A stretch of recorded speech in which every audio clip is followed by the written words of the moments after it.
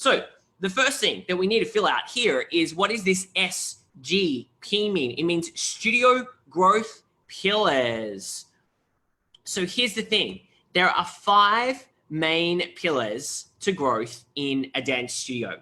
We are focusing on most of them inside of Recharge, not in as much detail as I would love to. If you join our program, Studio Success Formula Mastery, we go into a whole lot of detail around this, but I want you to get clear on the 5 pillars of growth inside of a dance studio. This is where you should be focusing your attention as the CEO of your dance studio. So pillar number 1, I love pillar number 1, is finances. Finances is pillar number 1. Pillar number 2 is student attraction. I don't have a lot of space to write in here. So student attraction, yes, student attraction. We need to ensure that we are attracting students, guys, every single week. This is not like a once a year kind of thing, or a twice a year, or even a 3 times a year kind of thing. Student attraction is every single day of the year. Every single day of the year, you need to be talking about your studio, creating content about your studio. Why? So you stay top of mind. Because here's the thing. The dance studio industry is growing 10 to 15% every single year. That's 10 to 15% more dance studios every single year. So that begs the question, how do you stand out? How do you actually look different from the studio, up the road, down the road, on top of you, upstairs, downstairs in the basement? How do you stand out in a market that is so saturated? And here's the thing. I see way too many studio owners bowing out of the game, closing down their studio, selling their studio for literally no money because they say it is too competitive. But here's the thing. It's not too competitive. You just haven't found your unique voice. You haven't built a brand that stands out. These things are very easy to fix when you've got the formula, right? But I don't want anyone on the call, and that's why we're running Recharge, because I don't want anyone shutting down or using the excuse, but Clint, you don't understand. I do. We work with thousands of dance studio owners every single year inside of our programs.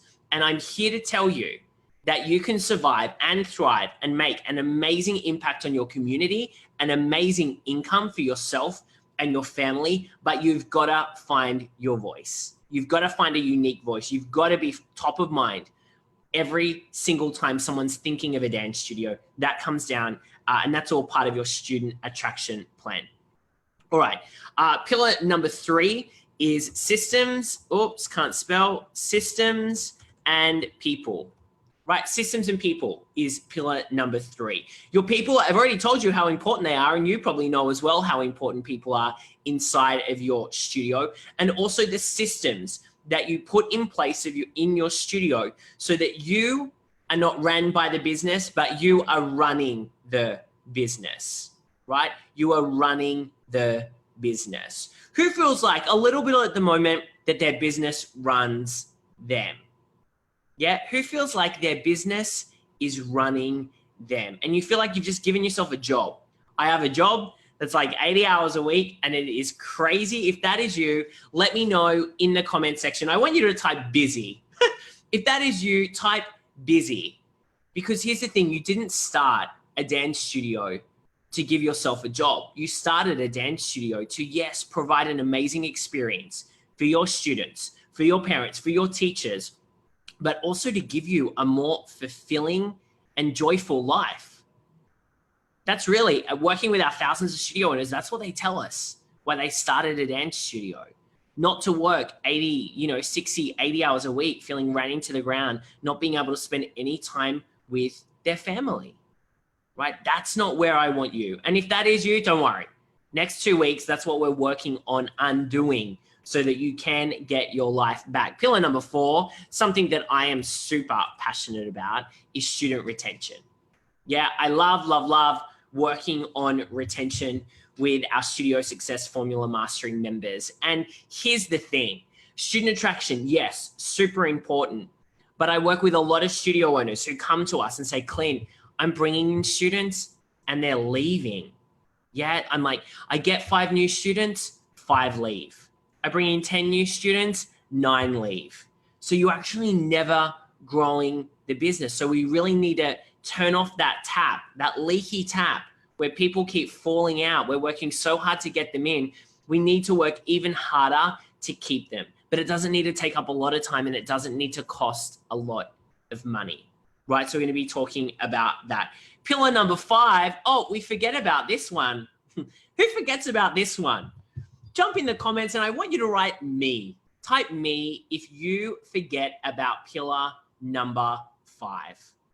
Pillar number 5, and that is all about you. I just said before, if you don't work, nothing does, right? If you don't work, nothing does. And so I want to make sure that you are working, that you are giving to yourself. Because here's the thing, no one is on their deathbed saying, geez, you know what? I just wish I worked more. No one is saying that. You know, there are studies, there are books around this. They're saying, I wish I spent more time with my family. You know, I wish I gave myself more time to enjoy life than always being on the treadmill of go, go, go. So guys, we are going to focus on you. I love this. So many people saying me, me, me. Cheryl, Reagan, Sophie, Talani, Jessica, Erica, right? Yeah, I feel it. I know it, right? I know it. We need to focus on you and we're going to put a little plan so that you can work on you. Yeah, because guys, here's the secret. When you work on you, your business will grow and you will be happier and less stressed. And that, my friends, is our goal. So let's jump into pillar number 1. And like I said, pillar number 1 is all about the finances, right? It's all about the finances. So at the top here, you have a date. And so 2017, if that was your last year for you, I want you to put 2017 there. And this one down here is for you is going to be 2018. Depending on when you're watching this and when you're filling it out, I want to make sure that you put in the right date. So we're going to look at last season and then we're going to project for the upcoming season. So last year in this pillar, what was your revenue? So last season, what was your total revenue? I want you to put that in here. And guys, we don't need to share this one in the comment section. We're going to share a lot of other things today, but I know that finance and money is people like to kind of keep that to themselves, which is totally okay. But I want to make sure that you fill it out on your workbook. So as an example, let's say you made $300,000 last year, right? You made $300,000 last year. That is your revenue, right? That is your revenue. So gross revenue, we're talking about all the money that you collected, your gross revenue. Then over here, we are going to put your profit. What was your net revenue? What was your profit? So for example, let's say you made $50,000 in a profit, right? So your revenue, your money that you brought in was $300,000. The profit, so what was left in the bank at the end of the season was $50,000. We then need to work out underneath, what is that profit margin? So that profit margin is 16.7, basically 16.7%, right? So gross revenue, 300,000 for the whole year. You made $50,000 in profit. That's what is left at the end of the season, right? So your gross profit, the percentage, the margin is the net profit is 16.66%. And you know, before when I said the average dance studio has a 7.9% profit margin in their business, I want yours to be between 15 to like 25, depending on where you're at in the studio. This is what's giving you the percentage, right? This is what's giving you the percentage. How do you work it out? Well, look at your profit. So $50,000, and you put your own numbers in here, $50,000 divided by your revenue, which is $300,000, times it by 100, and you will get the percentage, right? So with this example, we did $50,000 divided by $300,000 times it by 100 to get 16.7%. 8.66%. Now, I would love it because, guys, I need to get to know you over the next 2 weeks if I'm really going to be able to help you and help you create change in your business. So I would love you right now to just put in the comment section, what was your profit margin? No one's going to know how much money you're making, so you're not sharing that. But I'd love for you to share what was your profit margin inside of your business. Go in and let me know right now, what was the profit margin that you were sitting at? Here's the thing, it's only going to get better. Here's the thing, it is only going to get better by us doing this work together. Awesome, Valerie. Thank you for sharing. Valerie's saying 8%, right? 8%, fantastic. Jacqueline is saying 10%, awesome. Dana is saying 22.5%. Molly's saying 27.7%. Sarah is saying 8%. Erica is saying 20%. Awesome. Lo is saying 7%. Now, guys, if you are over 25%, what I want to say to you is that, and you can be too high in your profit margin. And if you're over 25%, I want you to have a look and see if you are spending not enough money on marketing. Because if you're over 25%, I want to encourage you to look at your budget. And if you have room to growth, you could scale your growth a whole lot faster and become more profitable, right? So that's just something to think about. Yeah, we've got 12, 10, 5.7. Don't worry, Bridie, we're going to fix that. A lot of you saying like, I don't know my numbers. And that's why knowing your finances is so important, right? I feel like across the board, we're probably around like 10%, 8 to 10% as a group. Now, let's stop thinking about that for a second because that's done. Our last season is done. Let's focus on our new season. So I want you to think about this next season. What do you want to achieve? What revenue do you want to bring in to your studio over the next 12 months? I'm going to give you just an example, right? So we were doing 300. Let's say we're going to do 500,000. You might be like, Clint, that's an extra $200,000. Yeah, guys, here's the thing. It's possible. It's possible to increase by another $200,000 inside of your studio. And so let's say the profit margin now, remember in this example, we were doing 16.7% profit margin. Let's say out of this 500, because we're reinvesting some back into the business, but we want to definitely increase this profit margin is 100K, right? So the profit on the 500,000 is 100K left. So that profit margin is going to come out at 20%. So just an example is we were at 16.66% in our profit margin. We definitely want to increase that, right? We've increased our revenue to 500,000. We're going to keep 100K of that. So we're looking at a 20% profit margin, right? 20% profit margin. So jump in the comment section and let me know, what would you like your profit margin to be? Now, guys, don't go from like 5% to 25% in a year. That's not going to happen, right? If you might want to go from 5% to 10%, from 10% to 12 or 13%, right? And then you need to work backwards and work out how you're actually going to get there, which we're going to touch on inside a recharge.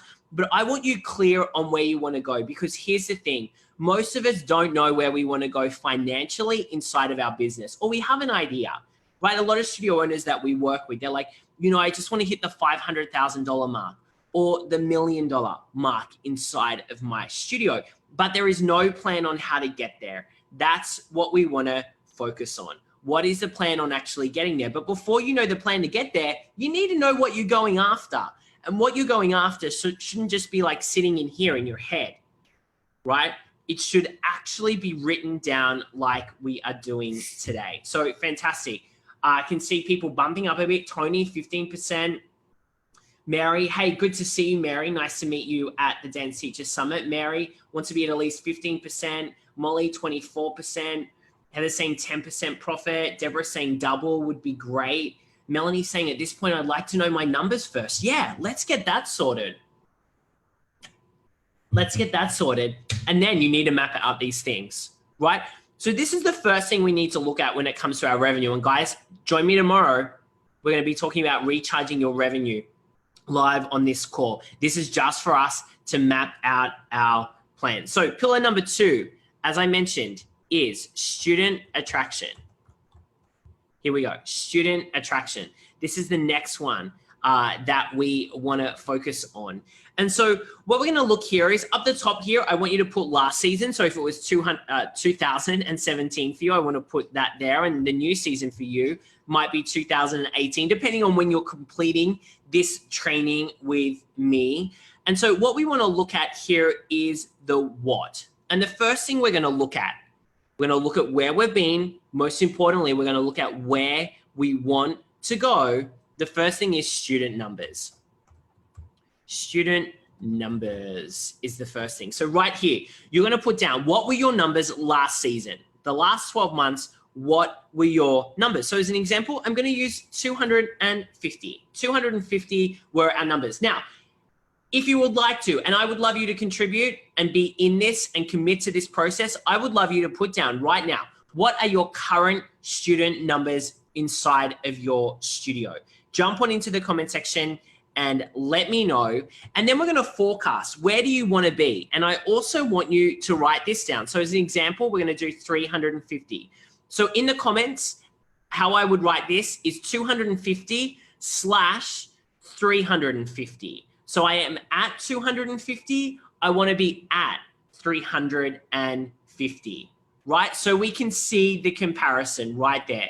So where were you last season? 250. Where are you? Where do you want to be for the next 12 months? 350 over the next 12 months. So you can see there is an increase of 100, right? There is an increase of 100. Cool. Let's move on. We'll come back and look at these numbers. Here is a number that I love that most people don't track. Classes per week, right? Classes per week. This can be an absolute game changer for a studio owner. Absolute game changer, everybody. So here's the thing. People think that more students means more profit. More new students means more profit. Yeah, it can, but you know what? There's an easier way to increase and drop money to your bottom line, right? There's an easier way to increase your profit, and that is by getting more of your current students doing more classes. More of your current students doing more classes. And really, that is like a zero marketing budget right there to make this happen. We'll talk a little bit more about how to do this later in our recharge training over the next couple of weeks. So here I want you to write, how many classes on average are your students doing today? And so I'm going to put 3, for example. So this isn't the classes per week that you run. This is how many classes on average is each of your students doing. So I put 3. So as an example, on average, they're doing 3 classes a week. So like a jazz, tap, ballet, for instance, right? And then where do we want those to be? I've just done a simple bump of 1. So instead of our students doing on average 3 classes a week, I want them doing 4 classes a week. And if you've got 50, 100, 200, 500, 800, over 1,000 students, 1,200 students, 2,000 students. I know we have members who have really grown their student numbers up there. This extra class on average per child per week is going to make a huge, huge impact, right? I love seeing these numbers come in. Some really awesome growth from people. If we go back to the last one of student numbers, I can see some people wanting to add 100, wanting to add 50, wanting to like double their student numbers over the next 12 months. Very, very possible as well. I don't want you to be thinking small. I want you to be thinking big, but then I also want you to be knowing and recognizing that you're going to need a plan to make this happen. So recharging your marketing, I'm going to give you what you need to help you start this process. And the last number we're going to talk about here where it comes to student attraction is class capacity. Now, if you've listened to anything that I've ever taught before, you know that I am in love with class capacity and you getting clear on how full your classes are inside of your studio. In Studio Success Formula Mastery, which is our most popular, our 8-week program that we run twice a year, we have a sheet and a system for creating that class capacity forecast. But I want you to write right now into your sheet, on average, how full are your classes? So as an example, we're going to do 60%. And if you don't know this number, you really, really need to. Because what I found is those that don't know this number are losing a lot of money inside of their businesses and are putting on a lot of classes that have dug them into the hole financially, right? I want to make sure that that is not you, right? So 60% might be your current class capacity. Jessica, I love this, one of our Studio Success Formula Mastery members. Love class capacity, such an eye-opener. Yeah, it's a super cool process that we go through with our members. So 60%, and let's say we just want to bump that to 70%. I want to see this one right now. So please jump into the comment section. Do the same thing with the slash. So I would do 60% slash 70%. So I'm currently at 60% capacity slash I want 70% full over the next 12 months. Yeah, Reagan is saying class capacity definitely makes you aware of the time you spend with not a lot of kids. Totally. So Tony's saying last year she was at 55, definitely wants to improve this year. Christy's at 50. Sarah is at 40. Alinda is saying she's at 65. She wants to be at 75%. Reagan is at 40%, wants to be at 70%. Yeah, some work to do there. Dawn is saying 50%, wants to be at 70%. Shannon, 65%, wants to be at 75%. Jessica, 85%. Good job, Jessica. I love when our members are smashing it. Once they get to 90%, I want you to get there as well. So guys, this is getting you clear on a couple of things. We've looked at finances. We know where we want to go financially in our business, right? That is a driver for us. We need to know those numbers. Pillar number 2, student attraction. We need to know where we want to go with our studio. And saying like more students, guys, is not a goal. That is not a very good goal. Because more students, that's like one. You got one new student. Oh, you achieved your goal? Or do you want 100 or 150 new students? Classes per week. We don't look at this number and we need to be on it. We need to know every single week, what is our average class number that our students are taking? We need to lift that number if we want to increase our profitability in a pretty easy way, right? One of the easiest ways to increase your profit, having more of your current students taking more classes. And lastly, your class capacity. You need to know this so you can be on top of your numbers. All right, awesome. Let's go into pillar number 3 now. And this is all about systems and, that's not an end, neither is that, and people. Systems and people is pillar number 3, right? Pillar number 3. Systems and people. Okay, again, at the top here, we're going to put whatever year was last year and the new season that we are going into, right? Whenever you're watching this, I want you to put in the last year and the next year, right? The next season that you are going into. Now, there is not enough space to do this exercise. So on this one sheet, but I'm going to give you the exercise now. The first exercise is I want you to list all of the team members that you had in 2017, right? What are all the team members you had in 2017? I'm just gonna write here team members, right? I'll do for 2017. I want you to look at that because here's the thing. Most people don't know. They have so many different team members. I'm like, how many teachers do you have? They're like 10 or like 20. You know, oh, tell me about your office manager. How many hours are they doing? Oh, they like on average, like about 10, maybe 15. Okay, what about your Odofi, right? Director of First Impressions. That's like the receptionist role. They're not really sure like who makes up their team. And who makes up your team should include your bookkeeper or bookkeepers, your CPA, your accountant, your graphic designer, the people that you use for your recitals, everyone who makes up part of your team. You need to be able to see that, your organizational chart, people call it, at any one time.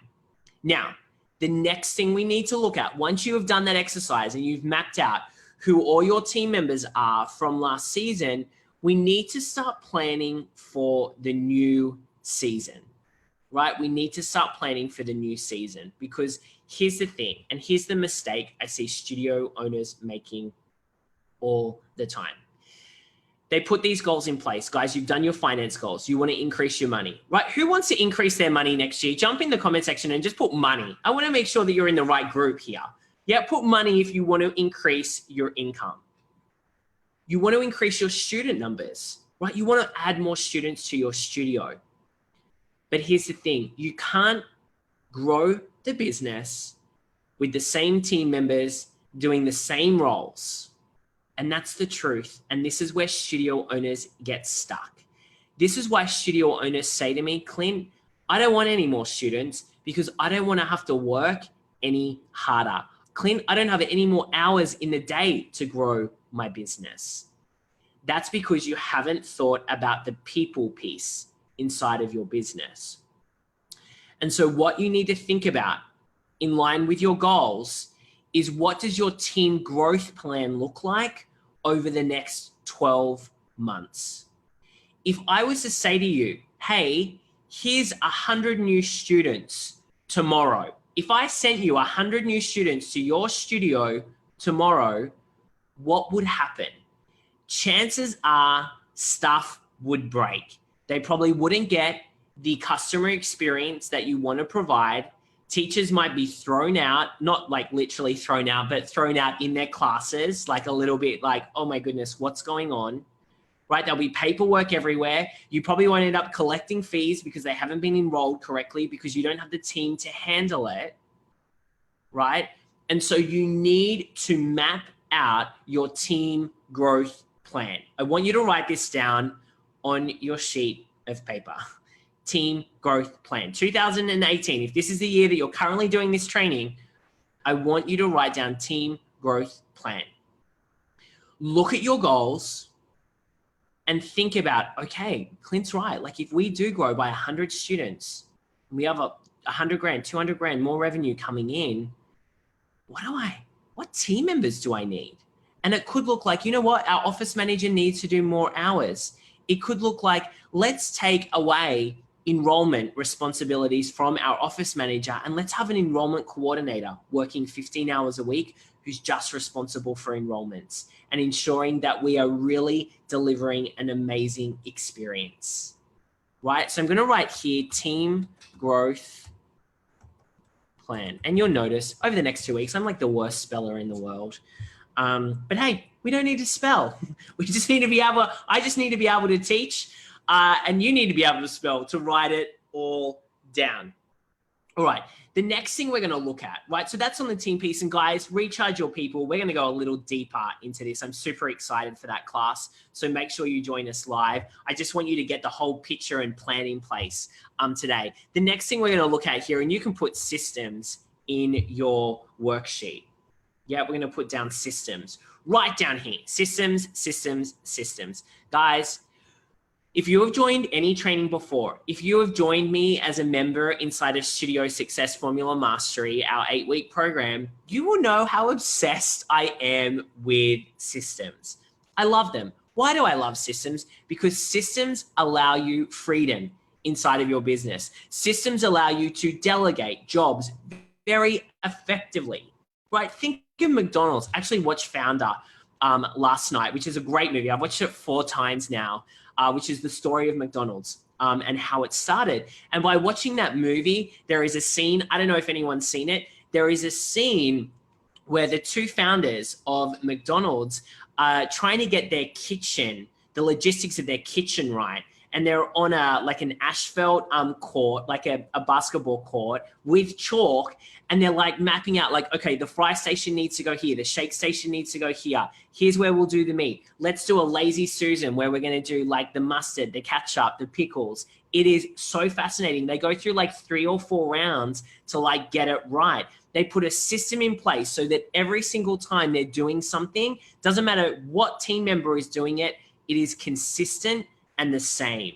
And I feel like this is what we're missing inside of many, many studio owners, studios around the world, is systems and process. Because what I want is for you to be able to hand over a task to someone else and it is done just as well. and it is the same experience, right? When someone inquires to come to your studio as a new student, I want every single person getting the same experience. I don't want your office manager, your doffy, and you handling enrollments all differently, right? I do not want everything up here in your head.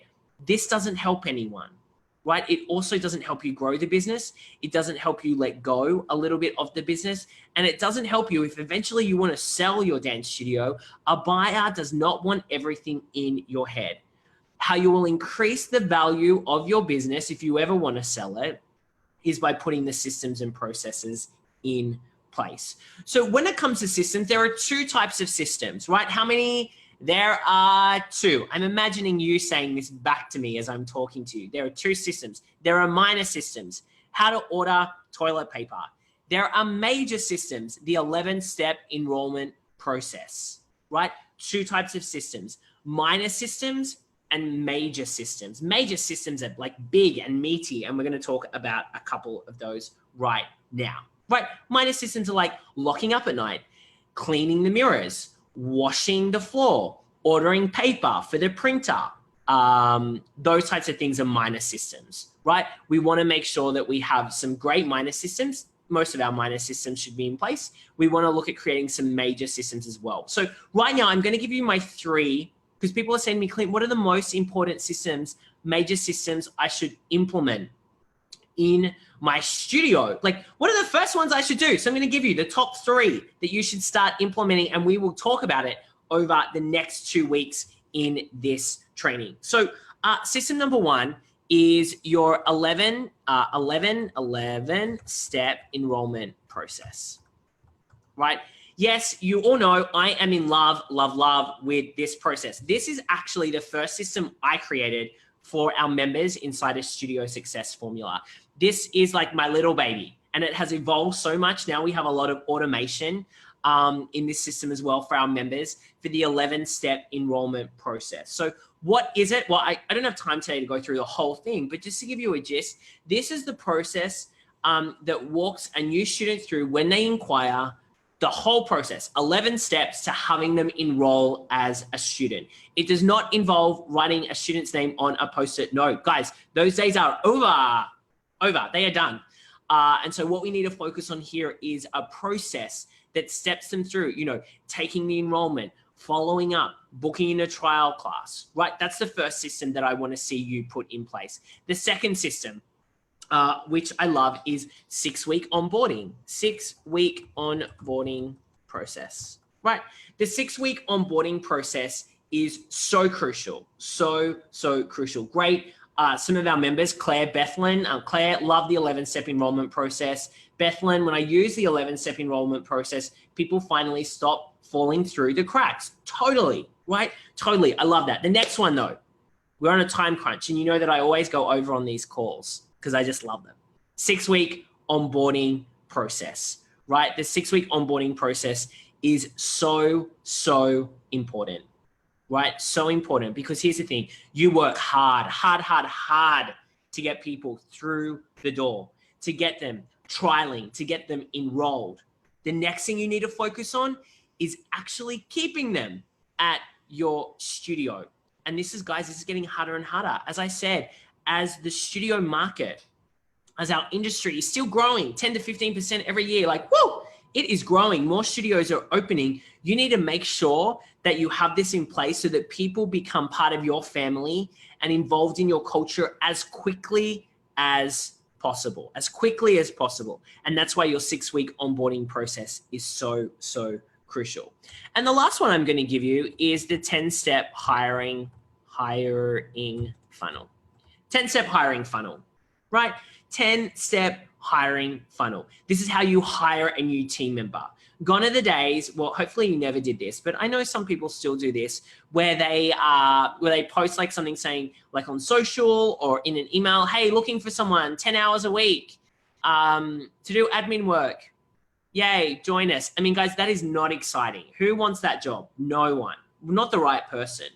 And so you need to make sure that you've got a hiring process in place to firstly attract the right candidates. You want to attract star candidates. And people say, but Clint, there's no one in my area. That's an excuse. There is, but you need to put the work into it to get the best result, to get the best person. Because here's the thing, if you are hiring people that are not great fits, and let's be honest, jump in the comment section, who's ever done a bad hire? I have. I'm going to put up my hand first. Just put bad hire in the comment section. Let's all be real about this so we can kind of feel it together. Who's made a bad hire before? We've all done it, right? Write bad hire in the comment section if you have made a bad hire, because I want to make sure that I'm not alone here.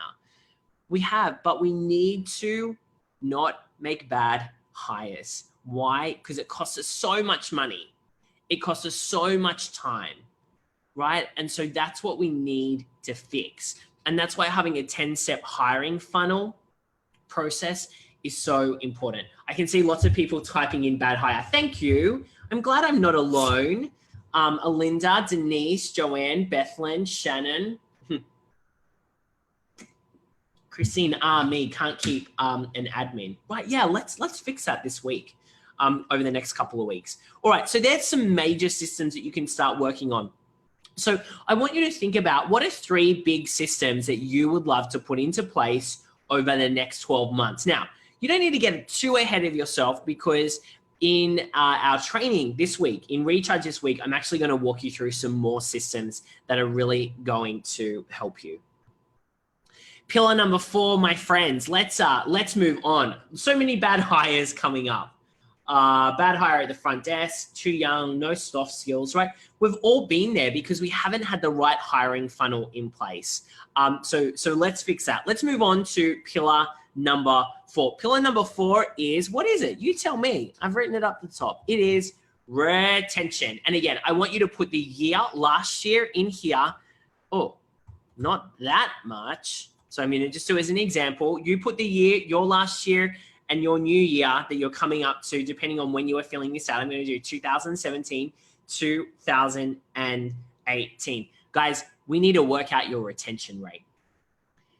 Now, this is a very crucial number. Now, guys, what I've done here, I hope you appreciate this one pager that I've put together for you, because I've taken my 20, it's probably over 20 years now, 20 years plus experience in the dance studio space, firstly as a dance studio owner myself before I sold my studio. And I'm just giving you like the stuff you really need to focus on, right? I could give you all the fluff.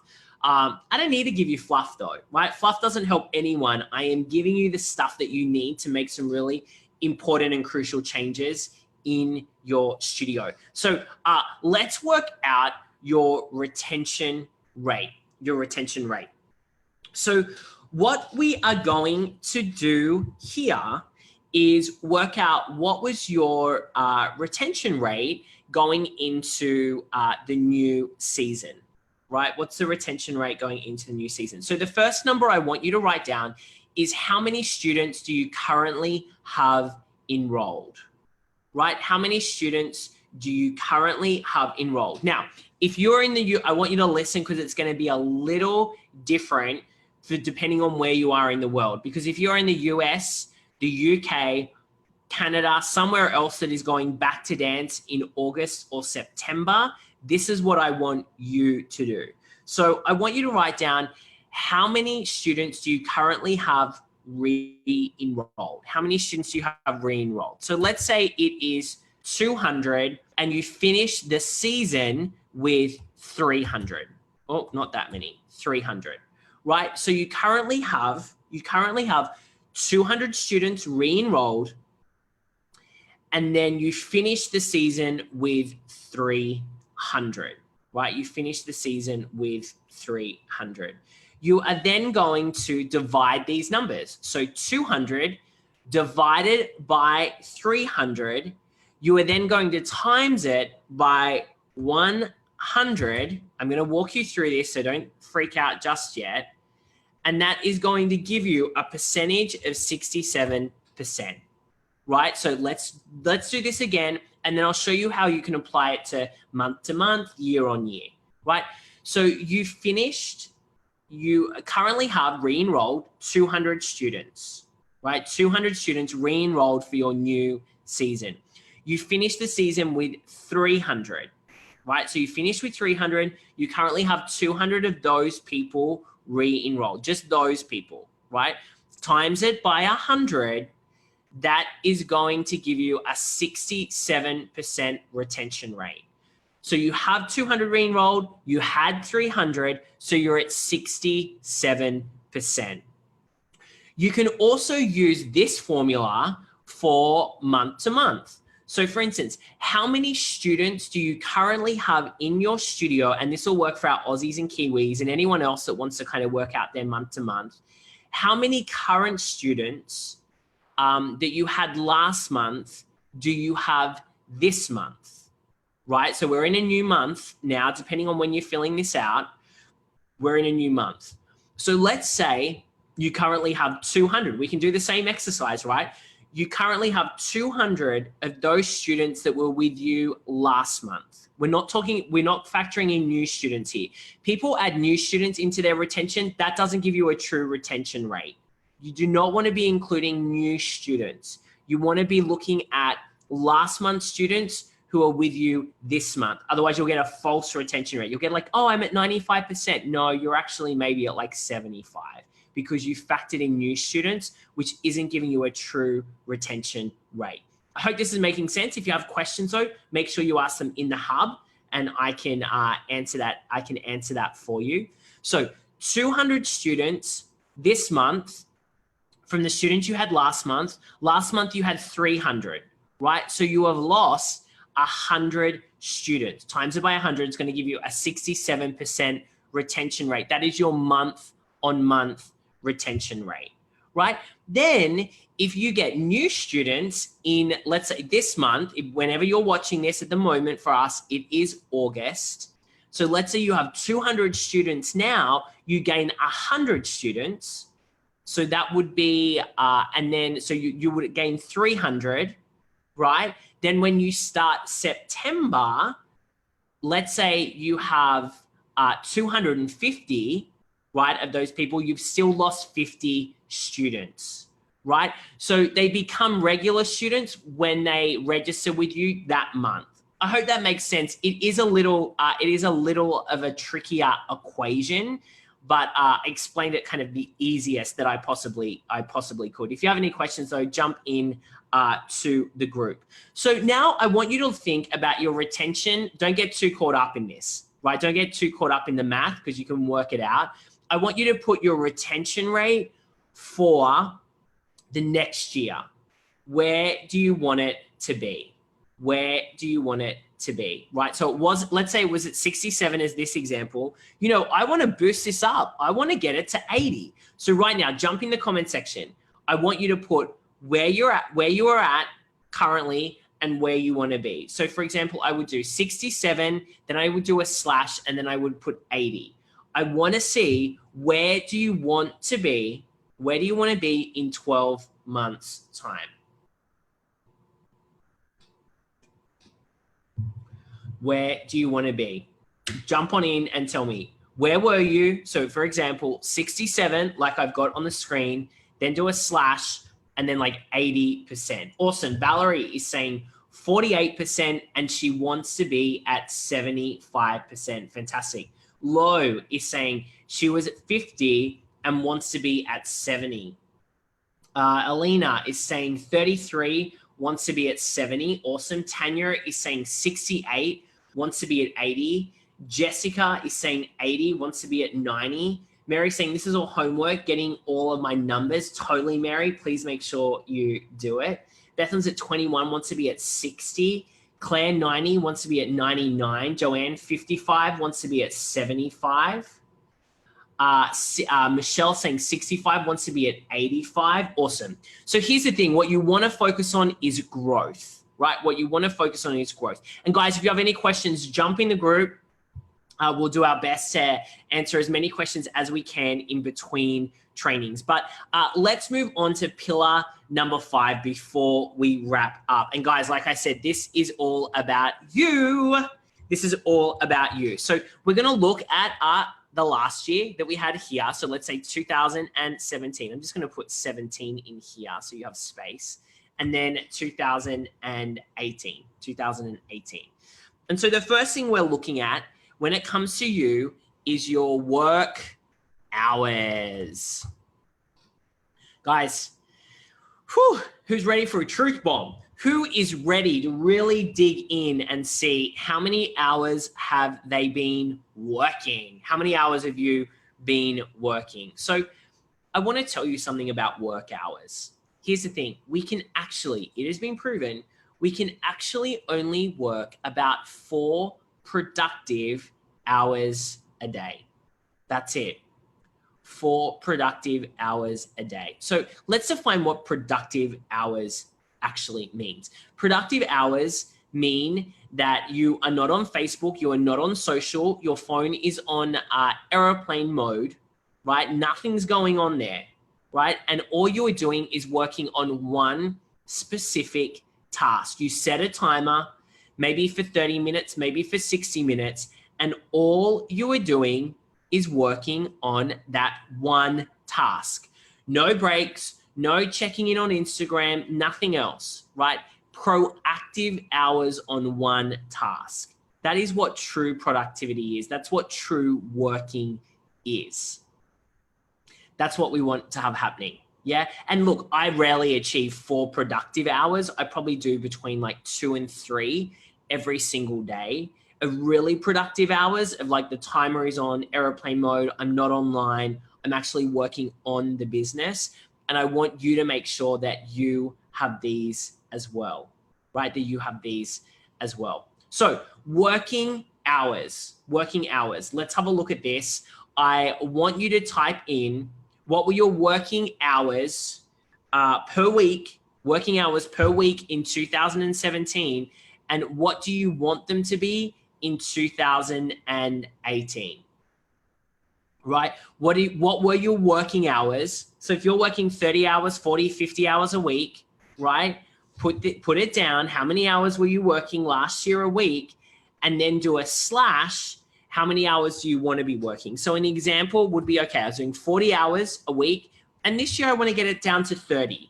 And within those 30, that's when we can start having conversations around how many of those are productive hours versus just working on getting the business, going and keeping it moving, right? Because we have those as well.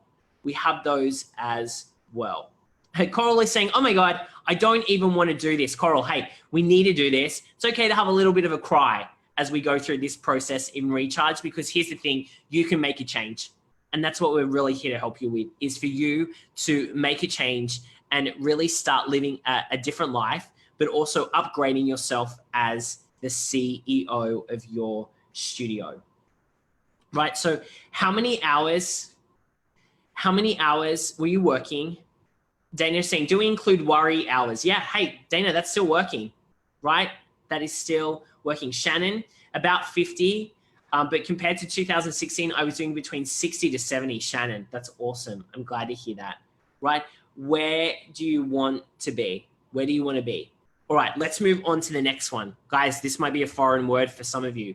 Your wage. Yes, you need to pay yourself a wage. You really need to be paying yourself first. I'm going to let that sink in. And you might say, but Clint, I can't afford it. You will be amazed what will happen in your business and your life if you pay yourself first before everybody else. When you pay yourself first, you will find the money. You will make the money to pay everyone else. But I need to tell you that I'm kind of a little bit tired of studio owners putting themselves last on the ladder. Because if you're putting yourself last on the ladder, how do you bring 100% to your work, to your studio every single day? If you are not paying yourself, you are devaluing what you bring to the table. You will end up resentful of your studio and your business. Hey, it's okay for the first couple of years to like not pay yourself and still be happy and passionate. But hey, get to year 3, year 4, year 5, year 10, year 20, and not taking a wage. Let's see how happy you are then. And this is where I see studios going downhill. This is when people say to me, but Clint, I don't know why I'm losing, I'm losing students. I'm not keeping students, because you're not valuing yourself. You need to start valuing yourself.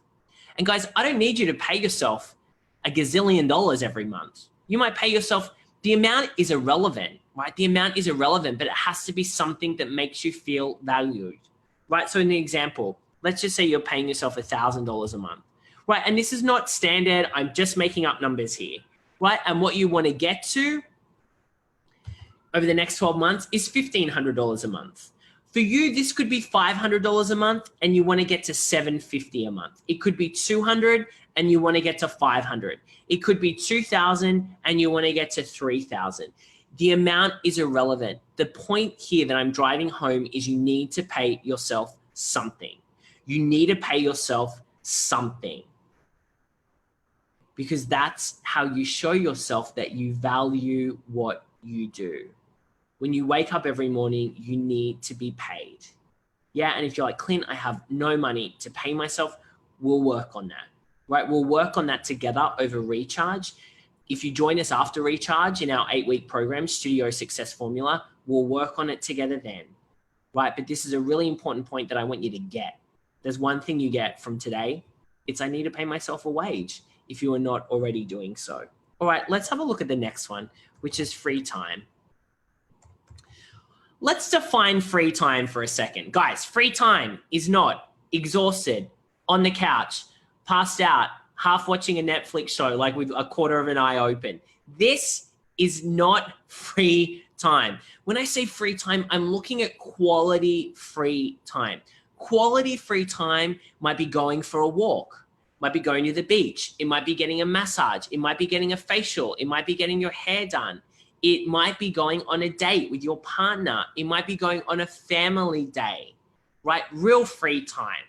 Not like, oh, I have like 20 minutes. I need to like close my eyes for a second. That is not free time. That is not free time. So I want you to think about that for a second, because here's the thing. We do have time. We just have to make it a priority. We do have free time, but we need to make it a priority, because you're like me. I could just sit and work for like a week and like not talk to anyone.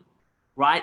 But here's the thing, we need to schedule it in. I schedule all of my free time. If you saw my calendar and the 6 colors I use on my calendar, I'm a big scheduler of free time. I put it in my calendar, otherwise it probably wouldn't happen.